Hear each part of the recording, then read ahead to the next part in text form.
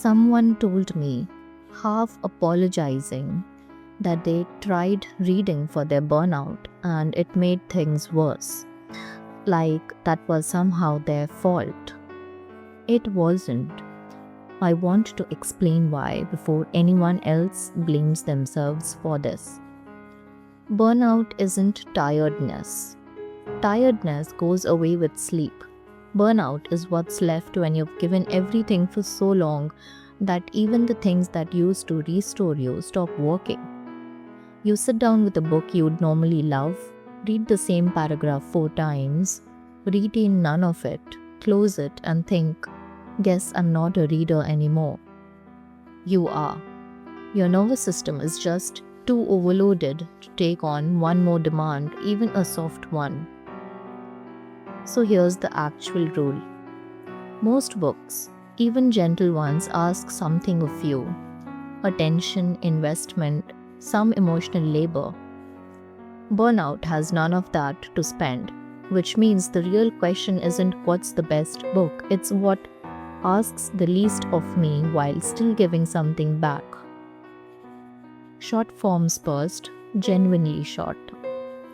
R.K. Narayan's Malguri Days, each story finished in 10 or 15 minutes.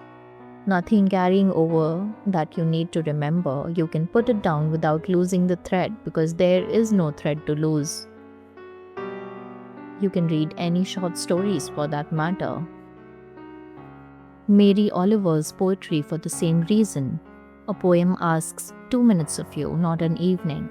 You finish it and feel like you accomplished something because you did. Then comes Mitch Albom's Tuesdays with Morrie.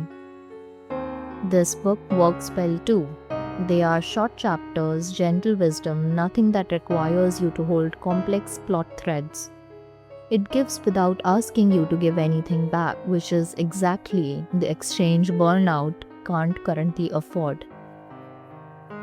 And sometimes, honestly, the right book is the one you already loved as a child or a teenager.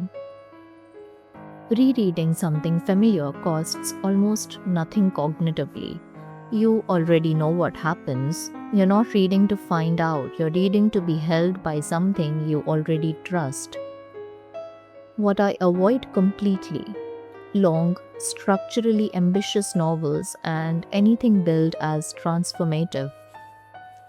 Burnout does not have capacity for transformation right now, and being told it should is one more demand from someone who has nothing left.